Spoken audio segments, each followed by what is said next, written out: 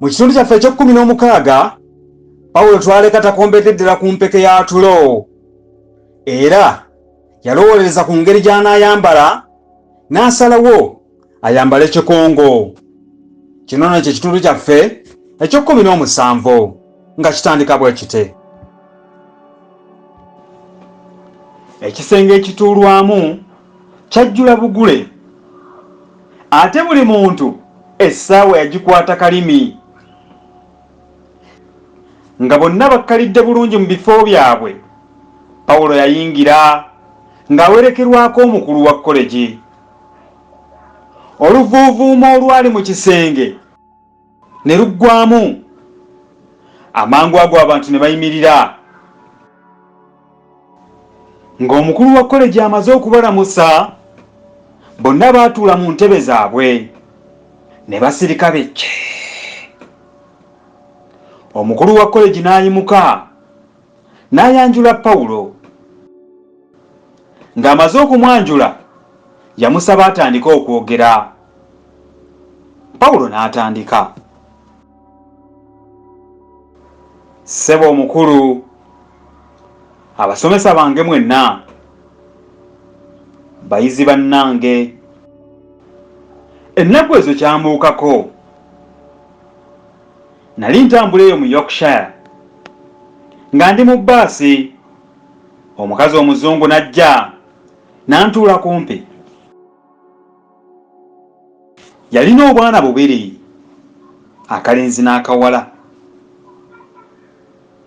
Akalenzi kaalinga ka myaka 10 ate akawala 7. Obwana buno olwandaba ne bunsongamu ennwe, ng'akalenzi bwe kagamba nnyina waako nti, "Maama, laba kaddugala." Ate akawala ne kali akalenzi ekimuli nti, "Maama, manyi oyo munnansi." Nnyina w'obwana buno yatandika okubukomako nga bw'asonga olunwe ku mumwa gwe nti, "Mulekerawo okuba ab'ekyekyo." Naye buli obwana nga si bwe bukomwako. Akawala kye kaava kajja bwe nnali ne kambuuza nti, "Kaddugala, kiri kitya eyo ewammwe?" Konze, kiki? Koko nti, "Okuba ng'osaliikiriza mu kibuga n'osanga empologoma ng'eyinaayina." Nange bwe nakawabulira nti, "Kyokka nange simanyi bulungi, kubanga omulundi bwe nasooka okulaba ku mpologoma nagisanga mu ddundiro lyazo e London." Nnyina w'obwana buno yakyuka n'antunuulira, kyokka nange nasigala neewuunya obwana buno kye bwava bulowooza nti mu bibuga by'abaddugavu ensolo ziyinaayina buyinyiiyinyi.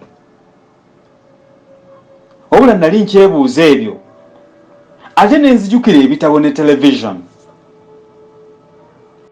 Era bwe neeyongera okufumiitiriza ne nzijukira nti nange waliwo bingi ebikyamu bye nali ndowooleza ensi z'e Bulaaya. Gamba nali simanyi nti ebuzungu eriyo ettaka oba omuddo, era nali sirootangako n'omulundi n'ogumu nti omuzungu ayinza okukwata olweyo n'ayera oba enkumbi n'alima. Era nali simanyangako nti ekkongo eriyo abantu abawanvu. Ebitabo byatugambanga nti abakongo bambuti. Mu kutwalira awamu ebirowoozo ebikyamu ku mawanga amalala biviira ddala ku butabaawo mpaanyisiganya ya birowoozo wakati w'amawanga n'amawanga. N'olwekyo mpulira nti akadde kano omukulu ssebo kompadde ka kitiibwa nnyo ate era kakulu ddala. Kyenva nkwebaza ennyo nnyini ddala. mwebale kuwuliriza kitundu kyaffe kino ekyo17 ate tusinkane mu kitundu ekyo18.